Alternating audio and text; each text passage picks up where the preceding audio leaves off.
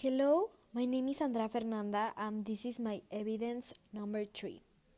First, I'm going to talk about the recent events that have occurred in the world in the last decades.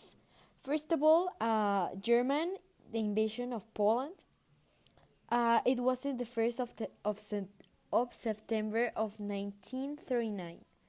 On 1st September 1939, Hitler's Nazi Germany invaded Poland, ostensibly for Lebensraum, and redress and imbalances of the Treaty of Versailles. The invasion of the sovereign nation finally convinced the Allies, Great Britain and France, of Hitler's wider intentions of the occupation of Europe. After appeasing Hitler over Austria and Czechoslovakia, Poland provided the final straw on September 3rd of 1939. In Great Britain declared the war on Nazi Germany. The Second World War was to last until May of 1945, costing the lives approximately of 50 million people. Less well known is that under secret Nazi-Soviet pact, the Soviet Union also occupied parts of Poland and of many parts of Europe also. My event number 2 is the Pearl Harbor in 1941. I'm going to say like a short phrase that President Franklin Roosevelt says. A day that will live in infamy. In 1941, the Axis powers held the supremacy over Europe and parts of Asia.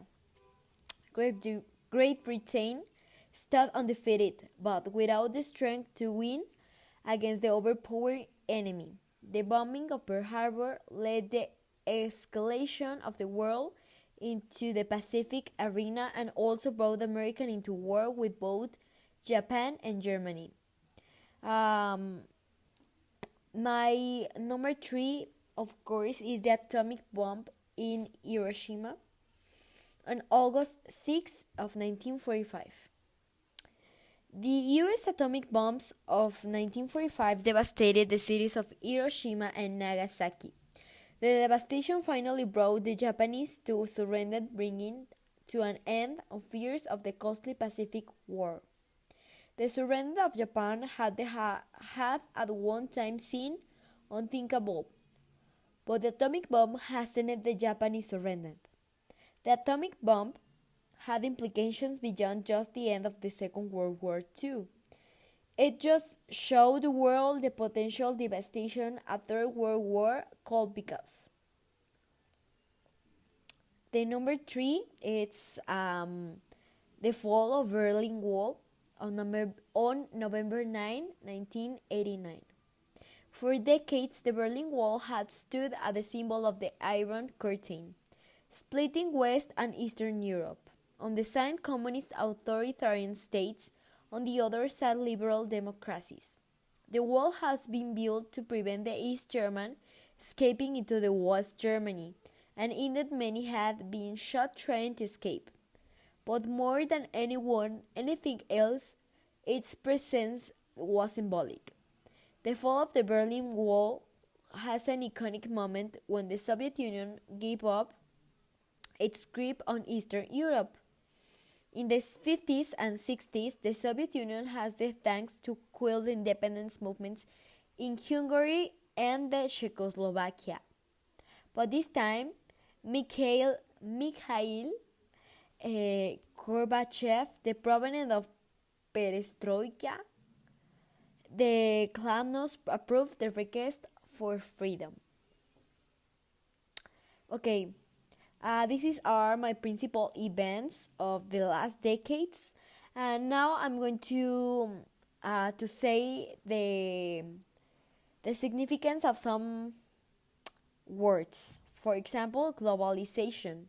It means the process by which business or other organizations develop international influence or start operating on the international scale. The second word is terrorism. that the awful use of violence and intimidation, especially against civilians, in the pursuit of political aims. Unipolar world. Unipolarity in international politics is a distribution of power in which one state exercises most of the cultural, economic, and military influence. The digital era. I mean, this is a very interesting definition. Explanation of its existence are lacking. The digital era,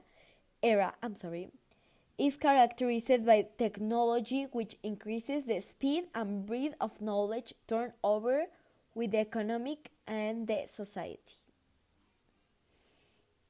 Okay, now it says that I'm going to answer some questions.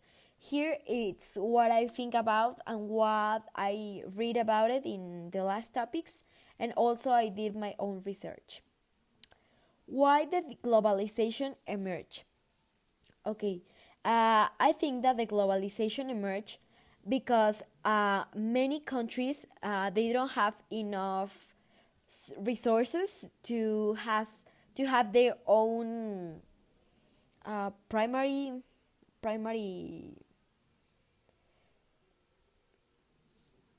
their own kind of substance, so they decide to have trade like in the old world, that they decide to exchange I don't know, like horses and I don't know, corn and these type of things, and they ask another thing for their own.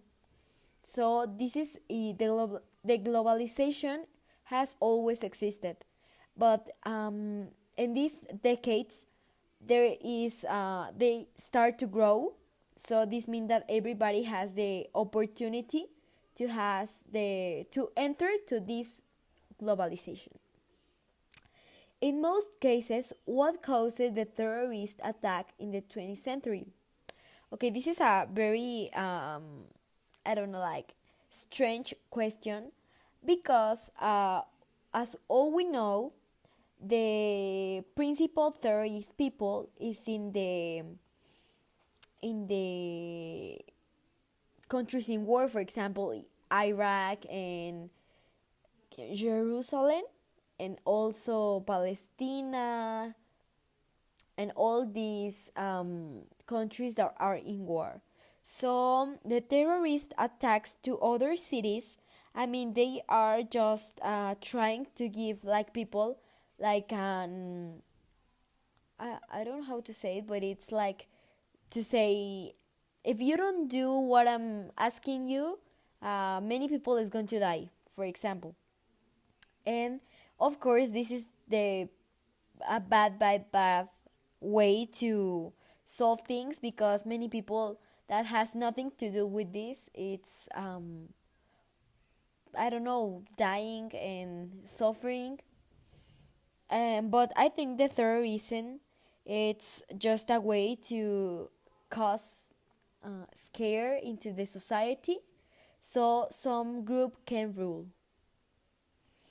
How does the end of the Cold War relate with the unipolar world? Okay, this is also uh, an answer that I read in the last topics. The Cold War just began because of the power that United States and the Soviet Union was. They were each other trying to have the maximum power, so they decide just to get separated, and everybody has the different powers. In this case, the unipolar world, what they do is to join both and make a new system. So I think in this case it helps a lot. How has the digital era influenced today's society? Oh my god, this is a very good question, because I don't know, I really don't imagine how our society will live without the technology, because all of us, it's just having, I don't know, like contact with many people. I just have access to internet and investigated all of homework, all of these. I decided also to do a video for this evidence because I think was an easy form to explain, and I also can explain myself what I really want to say. So, I mean, the technology era, it's a huge advance for humanity, and we are sure that this is not the end, that we're going to improve and improve more and more, so we can do a really technology technologian technological technological world. So I think every single topic it's related, but all of them are come to the future, and we think that I think that all what we've passed in the last decades, it's just because a reason, and it's for take us here when we are more intelligent and more conscious about the situation of the world. So this is my evidence tree. I hope you like it. I hope it will be useful for you. So thank you. See you later.